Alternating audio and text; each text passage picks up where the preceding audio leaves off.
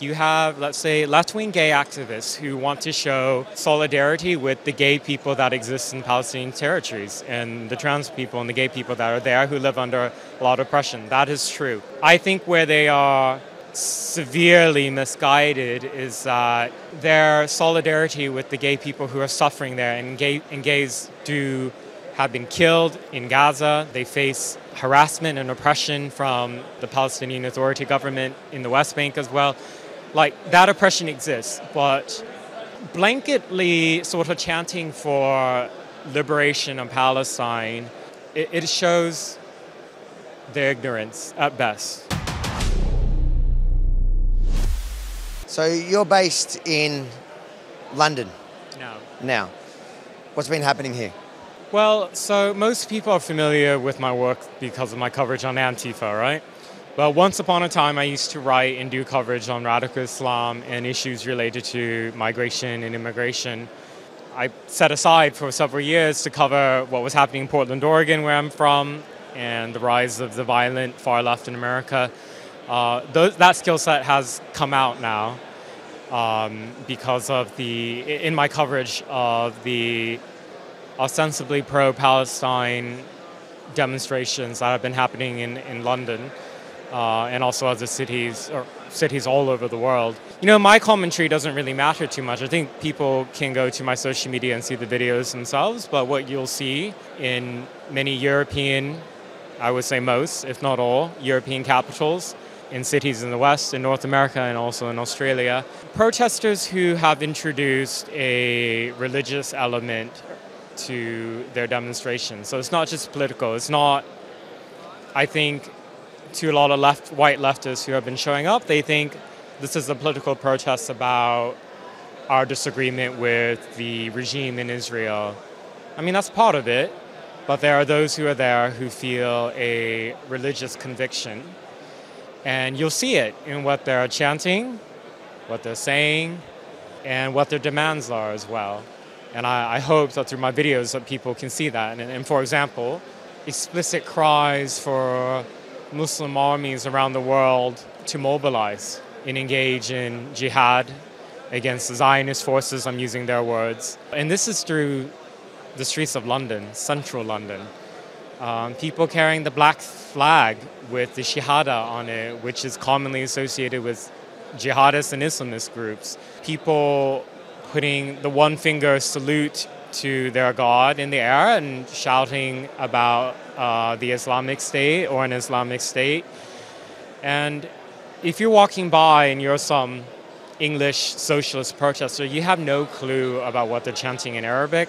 Fortunately, I have a background in writing and researching radical Islam, so you know, the stuff they're saying in Arabic, they're not chanting against Israelis, they're chanting against the Yahud, the Jews. So it's important for people to see that in the videos, and that's why I'm out there. Where do you think this is leading? In the West, especially. Forget about Israel for a second. In the West, in London.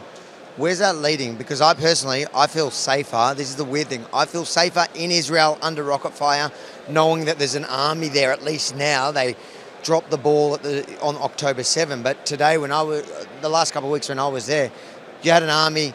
At least there's a bomb shelter you can head towards. There's the Iron Dome.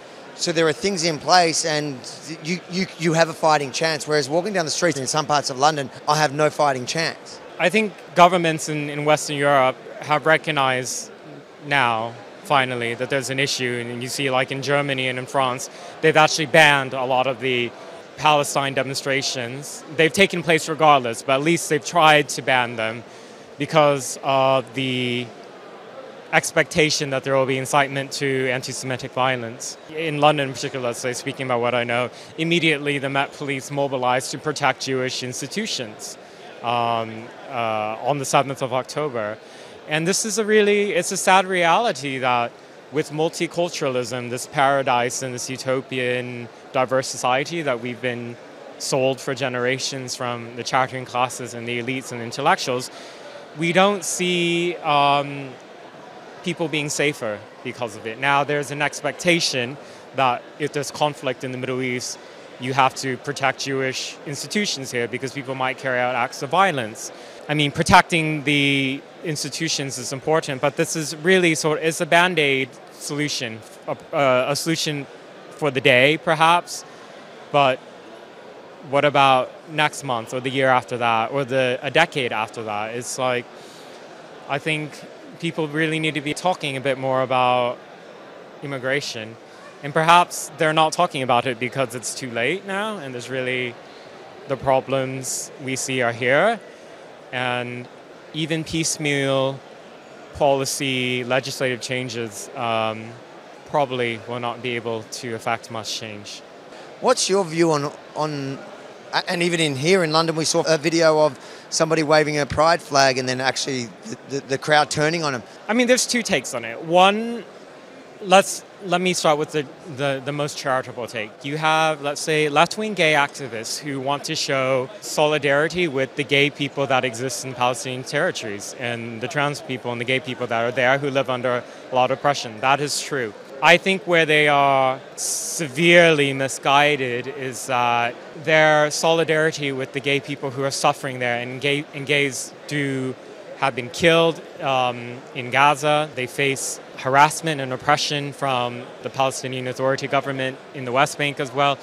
Like, that oppression exists, but blanketly sort of chanting for liberation of Palestine, it shows their ignorance at best, because you have these different governing factions in the Palestinian territories. All of them are extremely hostile to gay people, particularly gay men in particular, and it's the worst in Gaza because that's governed under Hamas and governed under their interpretation of Islamic law.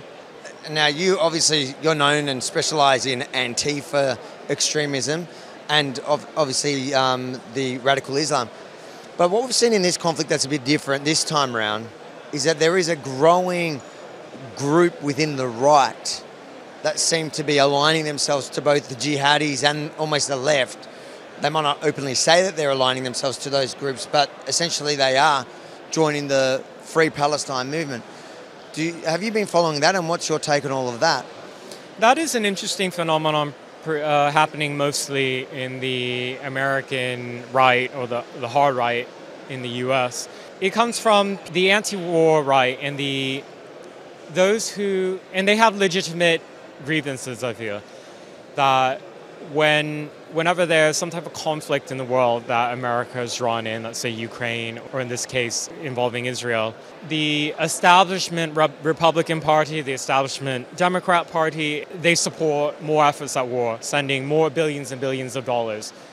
Whereas on the homeland, we have extreme issues with income inequalities, extremely porous border in the southern border with Mexico, people overdosing in historic numbers on drugs on American streets.